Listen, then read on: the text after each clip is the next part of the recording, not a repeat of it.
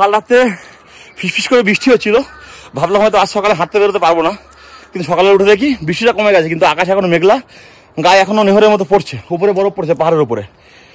আর কালকে যতটা এসেছিলাম তার থেকে আরো প্রায় 5 মিনিটে চলে এসেছি। একটা জায়গা তোমাদের দেখানোর ইচ্ছা ছিল, সেটা হয়তো আজকে পারবো না, কারণ ততদূর যেতে পারবো কি জানি না। ঈশানী হাঁটতে পারছে না, একদম চড়াই রাস্তা, মানে ইনক্লাইনের ট্রেডমিলের থেকেও কষ্টকর।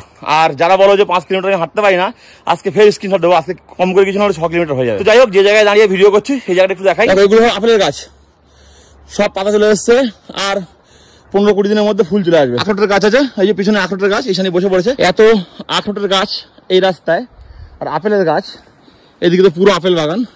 তো আমরা যেরকম ভোরবেলা হাঁটতে বেরাই, আমাদের আখরোট কিনতে হবে না, নিচে পড়ে থাকবে। এই না যে আমরা চুরি করবো, তো নিচে পড়ে থাকবে, মানুষ ওঠার আগে আমরা সেখান থেকে কুড়িয়ে আমাদের পরের দিনের আখরোটের বন্দোবস্ত হয়ে যাবে। না ঈশানী, এটা ঈশানীর প্ল্যান। প্রায় 7,500 ফুট হাইটে চলে এসেছি।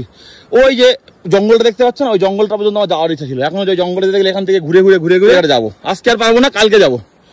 কিন্তু দেখো সেই নিচে রাস্তা সব আমার কিন্তু ঘুরে উঠে এসেছে। এই যে পাহাড়টার পিছনে কিন্তু পাকিস্তান, এই পাহাড়টা একরকম বর্ডার বলতে পারো, আর পুরো বর্ডার এলাকা। এই দেখো এই দিকটায় পাহাড়ের মাঝে কত বরফ পড়েছে, দেখে বুঝতে পারছো।